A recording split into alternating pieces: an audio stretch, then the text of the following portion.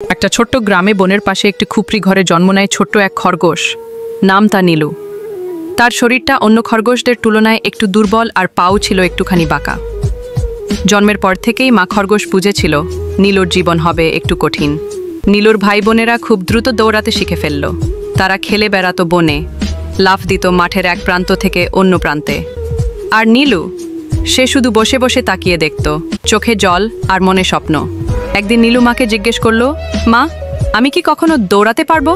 মা খরগোশ তার কপালে চুমু খেয়ে বলল, পারবে নীলু, যদি প্রতিদিন একটু একটু করে চেষ্টা করো তাহলে একদিন তোমার পাও উড়ে যাবে বাতাসের মতো। সেদিন থেকেই নীলু শুরু করলো অনুশীলন। প্রথমে সে পড়ে যেত, ব্যথা পেত, অনেক সময় কাঁদত, কিন্তু থামতো না। প্রতিদিন ভোরবেলা সূর্য ওঠার আগেই সে উঠে পড়ত। একটু একটু করে সে হাঁটতে শিখল, তারপর ছোট্ট লাফ, এরপর একটু বড় লাফ। দিন যায়, মাস যায়। একদিন গ্রামের খরগোশদের একটি দৌড় প্রতিযোগিতা হলো। সবাই হাসছিল যখন নীলুর নাম ঘোষণা করা হলো। ও তো হাঁটতেই পারে না ঠিক মতো, ও আবার দৌড়াবে, বলছিল অন্য খরগোশেরা। কিন্তু নীলু কিছু বলল না। সে শুধু তার সব কষ্ট, চোখের জল আর পরিশ্রম মনে করল। দৌড় শুরু হতেই সে ছোট্ট পায়ে এগিয়ে চলল, ধীরে ধীরে কিন্তু স্থির পায়ে।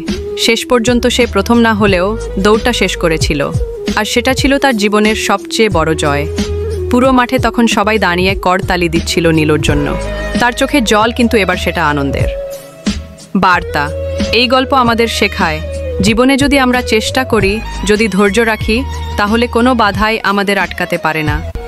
খরগোশ নীলু আমাদের মতোই একজন যোদ্ধা।